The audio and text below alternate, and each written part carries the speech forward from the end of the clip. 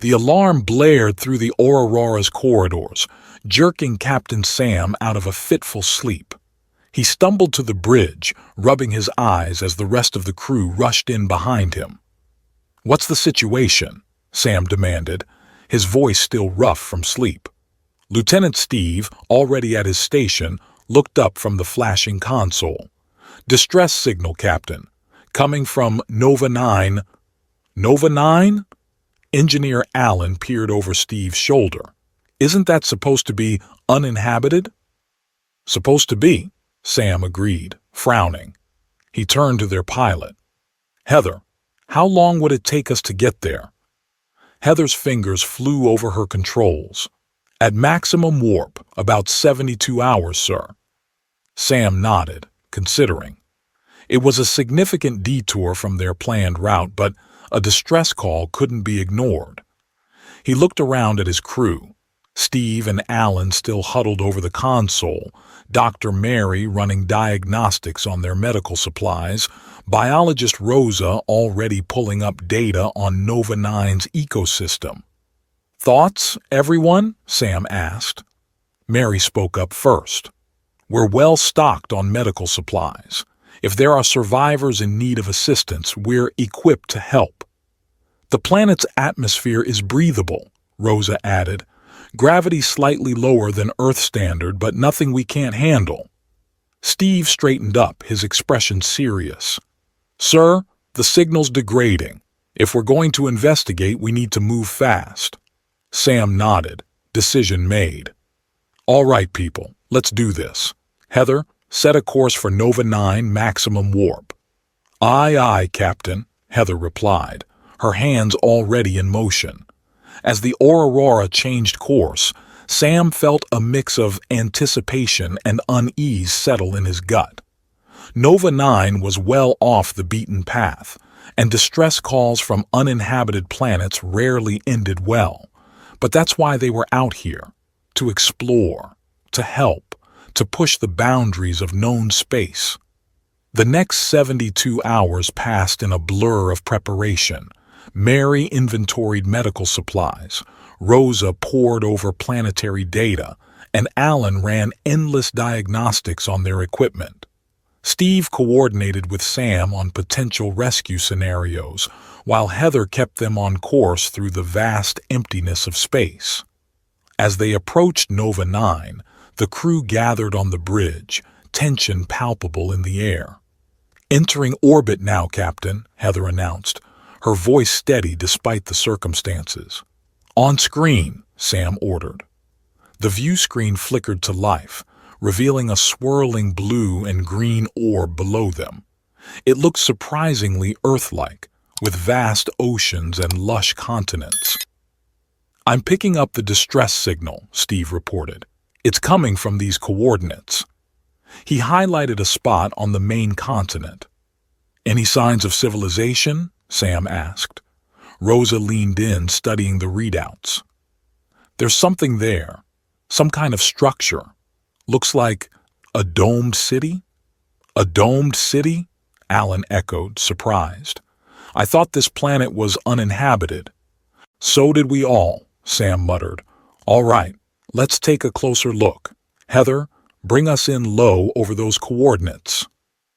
As they descended through the atmosphere, the domed city came into clearer view. It was an impressive structure, gleaming silver against the lush green landscape. "Still no response to our hails," Steve reported, frustration evident in his voice. Sam nodded grimly. "All right, we do this by the book. We'll take the shuttle down, full environmental gear until we confirm it's safe. Steve, Alan, you're with me. Mary, Rosa, Heather, you'll be our second team if needed." As they prepared to disembark, Mary pulled Sam aside. "Be careful down there, Sam. Something about this doesn't feel right." Sam squeezed her shoulder reassuringly. "We'll be fine, Doc. Just keep the med bay ready just in case." The shuttle ride down was tense and quiet. As they approached the dome, they could see an airlock cycling open as if in welcome. "Well, that's convenient," Alan muttered. not sounding entirely pleased about it. They landed near the airlock, weapons ready but not drawn. As the shuttle door opened, they were hit by a wave of warm, sweet-scented air. "Atmospheric readings are green," Steve reported, checking his scanner. "Air's breathable."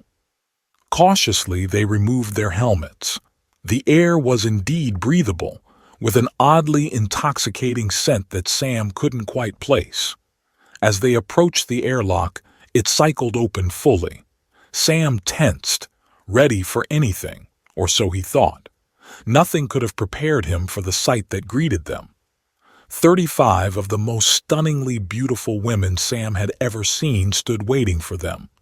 Their skin was a soft, shimmering blue, their eyes large and luminous. They were dressed in flowing, diaphanous gowns that left little to the imagination. Sam heard Alan's sharp intake of breath beside him, and even the usually stoic Steve seemed momentarily stunned. 3 of the women stepped forward, clearly leaders of some sort. The tallest, with flowing silver hair, spoke first. "Welcome, travelers. I am Bess. These are my sisters, Calypso and Luna." She gestured to a raven-haired beauty and a petite blonde. "We are the Novians, and we welcome you to our home."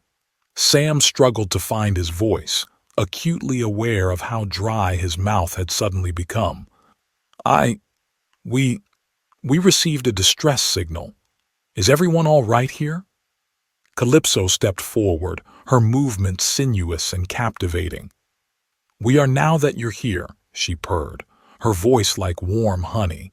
"We've been so lonely." Steve cleared his throat, clearly trying to maintain his professionalism. "Where are the rest of your people? The men?" A shadow passed over Luna's delicate features.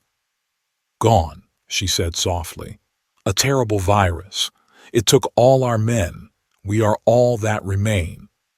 Sam felt a pang of sympathy mixed with an unsettling attraction. "I'm so sorry. We can offer medical assistance if you need it." Bess smiled, the expression dazzling. "Your offer is most kind. Perhaps we could discuss it further inside? You must be tired from your journey." As if on cue, Sam felt a wave of fatigue wash over him. He nodded, unable to refuse. "That would be nice." As they followed the Novians into the dome, Sam couldn't shake the feeling that something was off. But with each step, surrounded by the intoxicating scent and the mesmerizing beauty of the alien women, coherent thought became increasingly difficult. Back on the Aurora, Mary paced the bridge, unable to shake her unease. "They should have reported in by now," she muttered, checking the chronometer for the 100th time. Rosa looked up from her station, concern etched on her features. "Maybe the dome is interfering with communications." Heather shook her head. "I'm not picking up any unusual interference, they're just not responding." Mary made a decision. "That's it. We're going down there. Heather, prep the second shuttle. Rosa, you're with me." As they prepared to leave, Mary couldn't shake the feeling that they were walking into something far more dangerous than a simple rescue mission. On the planet's surface, Sam, Steve, and Alan found themselves in a luxurious hall, surrounded by the beautiful Novians. Bess, Calypso, and Luna stayed close, their attention lavished on the Earthmen. "Your journey must have been so difficult," Calypso murmured, running a hand down Steve's arm. "You're so brave to come all this way." Steve felt his face flush, his usual composure crumbling. It's our duty," he stammered. Alan, meanwhile, found himself entranced by Luna's delicate features. "Your eyes," he breathed. "They're like stars." Luna giggled, the sound like tinkling bells. "Oh, you're so sweet, and so strong." Her hand traced the outline of his bicep. Sam watched his crew members, a distant part of his mind noting their unusual behavior. But that concern was quickly overwhelmed by Bess's presence at his side. "Captain," she purred, her lips close to his ear, "you must have so many fascinating stories of your adventures in space. Won't you share them with me?" Sam found himself nodding, eager to impress her. "Well, there was this one time on Rigel 7.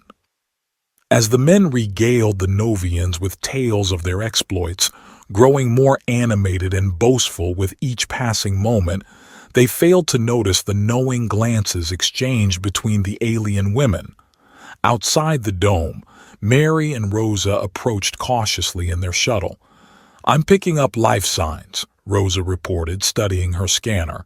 "Our guys are in there, along with a lot of others, all female as far as I can tell." Mary frowned. "That doesn't make any sense. Where did they come from?" As they landed and approached the airlock, it cycled open just as it had for the first team. The sweet, intoxicating scent washed over them. "Wait," Mary said sharply, grabbing Rosa's arm before she could remove her helmet. "Keep your gear on. Something's not right here." They entered the dome, the stark contrast between their fully suited forms and the diaphanous gowns of the Novians immediately apparent. In the great hall they found their male colleagues surrounded by the beautiful alien women, laughing and chatting as if they'd known each other for years.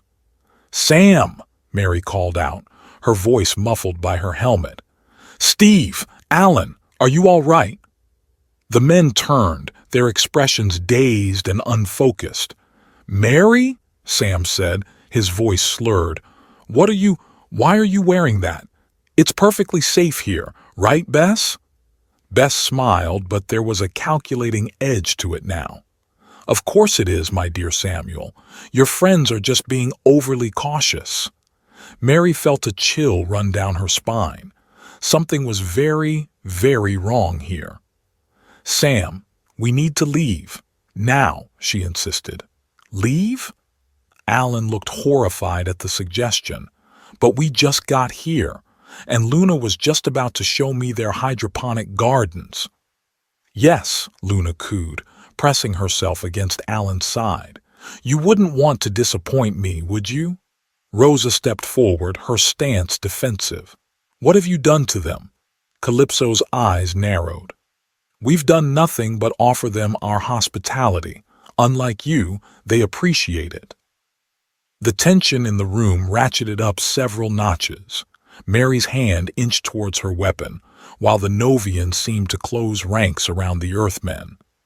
"Sam," Mary tried again, her voice urgent. "Think. Why did we come here? What about the distress signal?" For a moment, confusion flickered across Sam's face. "Distress signal? I don't—" Bess placed a hand on his chest, instantly recapturing his attention. "It's nothing to worry about, my dear. Just a little misunderstanding. Why don't we go somewhere more private to discuss it?" As Bess began to lead Sam away, Mary made a split-second decision. She fired her weapon, the stun blast catching Bess square in the back. Chaos erupted. The Novians shrieked, their beautiful faces contorting into something far less human. Sam, Steve, and Alan looked around in confusion as if waking from a dream. "Run!" Mary shouted, grabbing Sam's arm and dragging him towards the exit. Rosa did the same with Steve and Alan. As they fled towards their shuttle, the sweet scent in the air seemed to turn cloying, oppressive. Behind them they could hear the enraged cries of the Novians. They barely made it to the shuttle, sealing the doors just as the first of the alien women reached them, their nails, now more like claws, scrabbling at the hull. As Heather piloted them back to the Aurora at maximum speed, Mary looked at her male colleagues. They seemed dazed, confused, and more than a little embarrassed. What happened down there?" Sam asked, his voice hoarse. Mary shook her head, still processing it herself. "I don't know. but I think we just narrowly escaped becoming part of their breeding program. As the shuttle docked with the Aurora, one thing was clear. Their mission had just become far more complicated than anyone could have imagined. The Aurora hummed with tension as the crew gathered in the medical bay. Sam, Steve, and Alan sat on examination tables, looking sheepish and disoriented as Mary ran her scanner over them. "Well?" Sam asked, his voice still rough. "What's the verdict, Doc?" Mary frowned at her readings. Elevated hormone levels, traces of unknown compounds in your bloodstream. It's like your bodies have been flooded with a cocktail of powerful aphrodisiacs and hallucinogens. "That's impossible," Steve protested weakly. "We didn't consume anything down there." "Didn't need to," Rosa chimed in from where she was analyzing atmospheric samples. The air itself was laced with pheromones, incredibly potent ones, unlike anything I've ever seen. Heather, leaning against the doorframe, snorted. "Yeah, we noticed. You three were practically drooling over those blue babes." Alan flushed crimson. "We weren't. They were just being friendly." "Friendly?" Mary's voice was sharp. "They were manipulating you, using some kind of psychic influence combined with those pheromones." Sam ran a hand through his hair, frustration evident. "Damn it. We walked right into their trap. But why? What do they want?" An uncomfortable silence fell over the room. It was Rosa who finally voiced what they were all thinking. "Breeding stock," she said quietly. "You heard what they said about losing all their men. They need genetic diversity." Steve blanched. "You mean they were going to use you as sperm donors?" "Yeah, pretty much," Heather finished bluntly. Sam stood up abruptly, swaying slightly before steadying himself. "We need to warn Starfleet. No other ships can fall into this trap." "Agreed," Mary nodded. "But first, we need to make sure you three are fully decontaminated, and we need a plan to neutralize their influence if we have to go back down there." As the crew dispersed to their tasks, none of them noticed the small, blinking light on one of the medical scanners, a light that shouldn't have been there. Deep beneath the domed city on Nova 9, Bess paced furiously before a bank of alien monitors. Calypso and Luna watched her nervously. "They escaped," Bess hissed, her beautiful features contorted with rage. "Centuries of planning, and they escaped." "The human females were stronger than we anticipated," Luna offered timidly. "Their bond with the males," Bess whirled on her. "Their bond is nothing, a fleeting attachment that pales in comparison to what we offer. No, we underestimated their technology. It won't happen again." She turned back to the monitors where grainy footage from the Aurora's medical bay played. A cruel smile curved her lips. "They think they're safe up there. Little do they know, our influence has already taken root." Back on the Aurora, Sam tossed and turned in his quarters, unable to sleep. Every time he closed his eyes, he saw Bess's face, felt the ghost of her touch on his skin. He groaned, throwing off his covers and heading for the shower. The cold water helped clear his head, but the lingering desire remained. In the ship's lab, Mary and Rosa worked tirelessly, analyzing the pheromone samples and brainstorming potential countermeasures. "If we could isolate the specific receptors these pheromones target," Mary mused, peering into a microscope, "we might be able to create a blocker." Rosa nodded absently, her attention fixed on a data pad. "Mary, look at this. I've been going through the ship's logs and, well, see for yourself." Mary took the pad, her eyes widening as she scrolled through the data. "This can't be right. According to this, we've been in orbit around Nova 9 for over a week, but that's impossible. We just got here yesterday." "Exactly," Rosa said grimly. I think the Novians have been messing with our perception of time. Who knows what else they've done that we can't remember? A chill ran down Mary's spine. We need to tell the others. Now. In the engine room, Alan fiddled with the warp core controls, a dreamy smile on his face. In his mind, he was back in the domed city, Luna's soft laughter echoing in his ears. Just a few adjustments, he murmured to himself. Make the ship run quieter. Wouldn't want to disturb the ladies. He didn't notice as the warp core's energy output began to fluctuate dangerously. On the bridge, Heather frowned at her console. That's weird, she muttered. What is it? Steve asked, looking up from his own station. Our orbit's decaying. We're slowly being pulled towards the planet. Steve's brow furrowed. That's not possible. Our engines should be automatically correcting for any gravitational pull. They exchanged a worried look before Steve hit the comm. Bridge to engineering. Alan, we've got a problem up here. Silence. Alan, respond. More silence. Damn it, Steve cursed. I'm going down there. Keep us in orbit, Heather. I'll try, Heather replied grimly, her hands flying over the controls. In her quarters, Luna's face shimmered into existence on Sam's personal view screen. Samuel, she purred, we miss you. Why don't you come back down? We have so much more to show you. Sam stared, transfixed.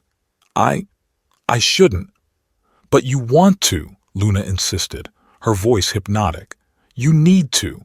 Think of all we could learn from each other, the secrets of the universe, Sam. We could explore them together. Sam's resolve wavered. It would be so easy to give in, to lose himself in the Novian's embrace. A sharp knock at his door snapped him out of it. Captain, Mary's voice called urgently. We have a situation. Sam blinked, and Luna's image was gone as if it had never been there. Shaking his head to clear it, he opened the door. Mary and Rosa burst in, their faces grim. We've got a big problem, Mary started, but then her eyes narrowed as she took in Sam's flushed face and dilated pupils. Are you okay? Fine, Sam said quickly. What's going on?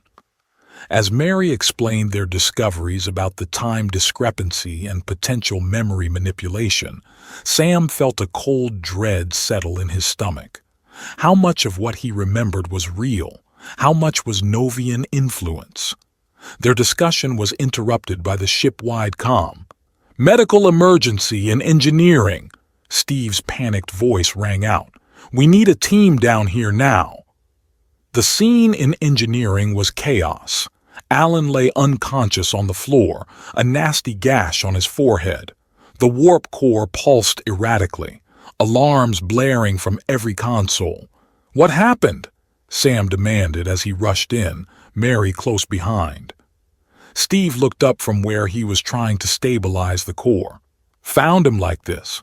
Looks like he was trying to reroute power from life support to something. Nearly blew us all to Kingdom Come. As Mary tended to Alan, Sam joined Steve at the controls. Can we fix it? Steve's face was grim. Maybe, but we're still being pulled towards the planet. At this rate, we've got maybe an hour before we breach the atmosphere. Sam's mind raced. They couldn't abandon ship, not with the Novians waiting below, but staying aboard a crippled vessel was suicide. Okay, he said finally. We've got no choice. We need to go back down there and end this. Find whatever device they're using to control us and destroy it. Are you insane? Heather's voice crackled over the comm. You want to walk right back into their trap? You got a better idea? Sam shot back. Because right now it's either that or we become a very expensive meteor. Silence fell over the comm. That's what I thought, Sam continued. Mary, Rosa, tell me you've got something to protect us from their influence. Mary hesitated. We've developed an experimental neural inhibitor. It should block their psychic signals, but the pheromones. It'll have to do, Sam cut her off. "Prep enough for the away team. Steve, you're with me. Heather, think you can hold us in orbit a little longer?" "I'll do my damned best, Captain," Heather replied, determination evident in her voice. As they prepared for their descent, Sam couldn't shake the feeling that they were walking into something far worse than they could imagine. Deep in the Novian city, Bess watched the Aurora's descent on her monitors, a triumphant smile on her face. "They're coming back to us," she purred, "just as planned." Calypso frowned. "But they know about our influence now. They'll be prepared." Bess laughed, the sound both beautiful and chilling. "Oh, my dear sister, they have no idea what they're walking into. Their pitiful attempts at protection will be no match for what we have in store." She turned to Luna. "Prepare the Harmony Chamber. It's time to show our guests the true depths of our hospitality." As Luna scurried off, Bess's gaze returned to the monitor, focusing on Sam's determined face. "Soon, my dear Captain," she murmured. "Soon you'll understand the glory of becoming one with us. And through you, we'll spread across the stars, remaking the galaxy in our image." The monitor flickered, showing the Aurora's shuttle beginning its descent towards the domed city. Bess's smile widened, revealing teeth that seemed just a little too sharp. "Welcome back, humans," she whispered. "This time, you won't be leaving." As the shuttle broke through the atmosphere, neither Sam nor his crew could have imagined the true scale of the trap they were flying into. A trap centuries in the making, designed not just to ensnare them, but to use them as the key to the Novians' galactic ambitions. The game was no longer just about survival. It was about the very future of humanity itself. The shuttle touched down with a jarring thud, kicking up a cloud of iridescent dust. Sam gripped the neural inhibitor at his temple, its cool metal a reminder of their tenuous defense against the Novians' influence. "Everyone remember the plan?" he asked, scanning the faces of his crew. Steve and Mary nodded grimly while Rosa double-checked her scanner. "Find the source of their psychic broadcast, destroy it, and get the hell out of Dodge," Steve recited. "Simple enough." Sam snorted. "Yeah, simple. Let's move." They exited the shuttle, the sweet scent of Nova 9's atmosphere instantly assaulting their senses. Even through the inhibitors, Sam felt a pull, a whisper at the edge of his consciousness. "Stay alert," he warned. "These things aren't perfect." They had barely taken 10 steps when the ground beneath them shimmered and gave way. Sam's stomach lurched as they plummeted into darkness, cries of surprise echoing off unseen walls. They landed hard on a polished floor, the impact knocking the wind out of Sam. As he gasped for air, lights flickered on around them, revealing a vast, circular chamber. At its center stood a towering crystalline structure, pulsing with an eerie blue light. "Welcome, dear friends," Bess's voice rang out, seeming to come from everywhere at once. "To the Harmony Chamber." Sam scrambled to his feet, helping Mary up as he scanned for threats. The Novians emerged from shadowy alcoves, their beauty somehow even more otherworldly in this strange place. "What is this?" Sam demanded, fighting to keep his voice steady. "What do you want from us?" Bess glided forward, her smile razor-sharp. "Why, Samuel, we want what we've always wanted: unity, harmony, the blending of our species into something greater." Steve tensed beside Sam, his hand inching towards his weapon. "Yeah, not interested in your alien orgy, thanks." Calypso laughed, the sound like tinkling crystal. "Oh, you misunderstand. This isn't about mere physical union. The Harmony Chamber allows for something far more intimate." As if on cue, the crystal structure pulsed brighter, sending waves of energy rippling through the air. Sam felt the neural inhibitor grow hot against his skin. "The inhibitors," Mary hissed. "They're overloading them." Sam ripped the device from his temple just as it sparked and died. Instantly, he was hit by a wave of sensation, desire, curiosity, a desperate need to connect. "Fight it," he growled, seeing his crew struggling similarly. "Whatever you're feeling, it's not real."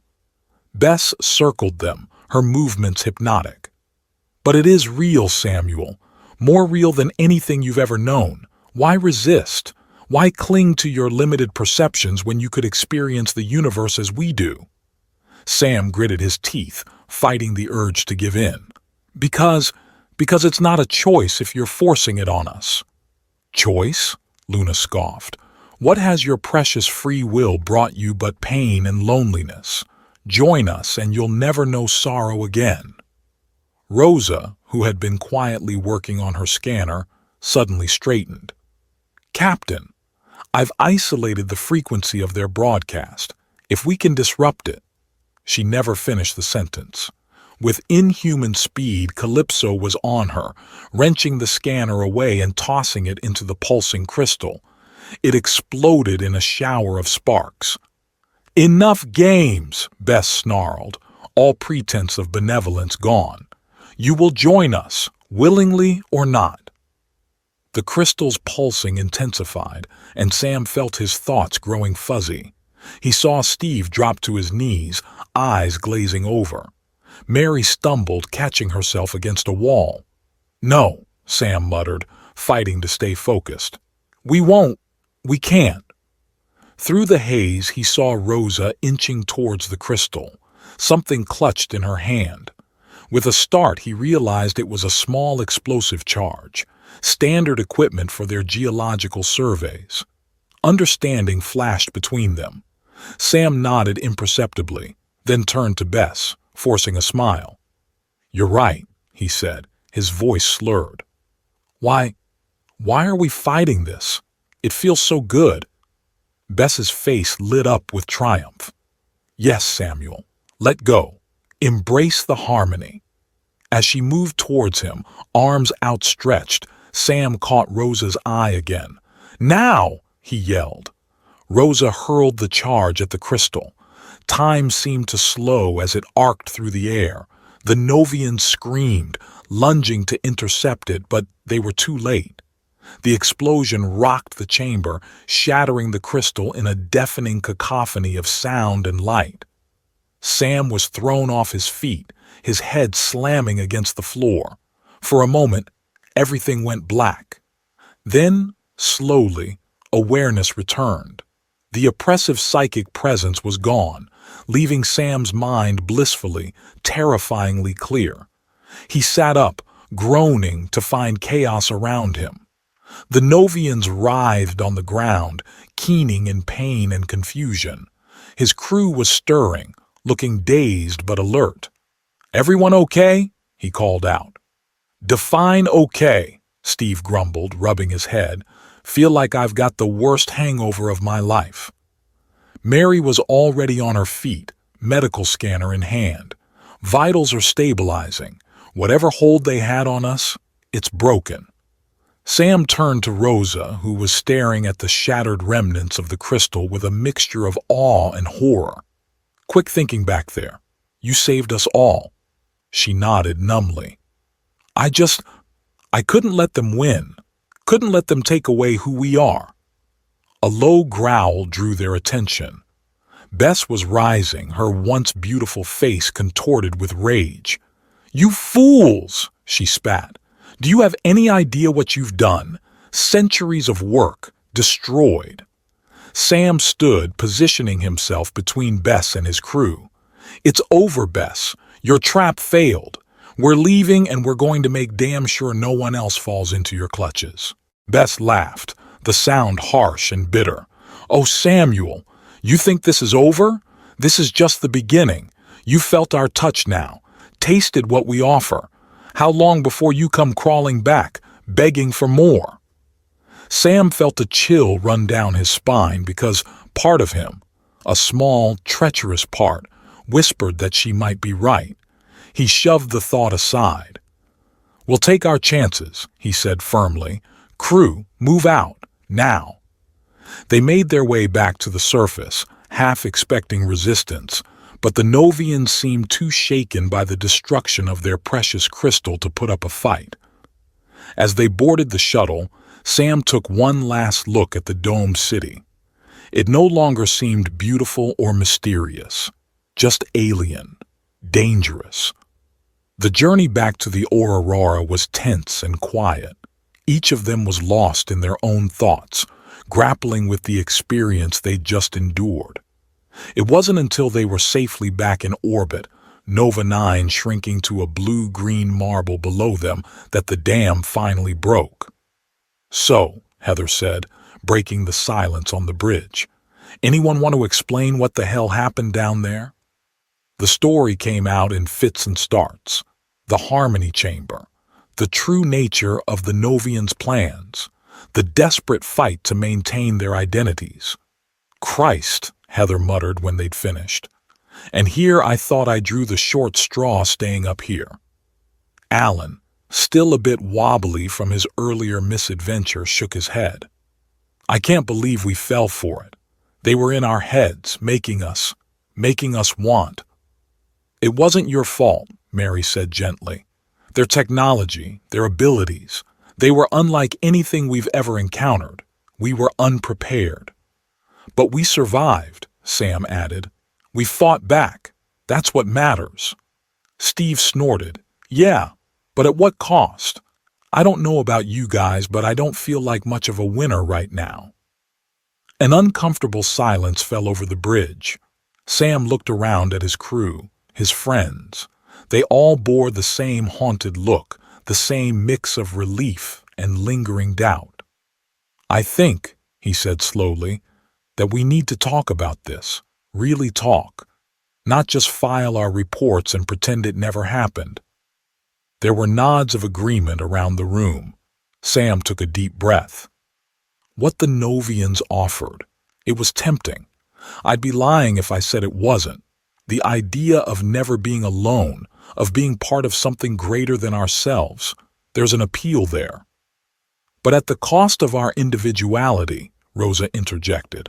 "Our free will." "Exactly," Sam nodded. "And that's the crux of it, isn't it? Is happiness without choice really happiness at all?" "Some would say yes," Mary mused. "There are philosophical arguments that true bliss can only come from surrendering the ego entirely." "Yeah, well, those philosophers never met the Novians," Steve grumbled. Heather leaned forward, her expression thoughtful. "But isn't that what we're doing out here anyway? Exploring, seeking connection with new civilizations, trying to be part of something bigger than ourselves." "The difference," Sam said firmly, "is that we choose it. Every day we choose to be out here, to face the unknown. It's not always easy, it's not always pleasant, but it's our choice, and that makes all the difference." Alan nodded slowly. "I think I get it. The happiness the Novians offered, it was like a drug, intense but ultimately hollow. Whereas what we have here," Rosa added, gesturing around the bridge, "it's real. We've built these connections, this sense of purpose, ourselves. No one forced it on us." Sam felt a warmth in his chest as he looked at his crew. They'd been through hell together and come out the other side not just alive, but stronger, more united.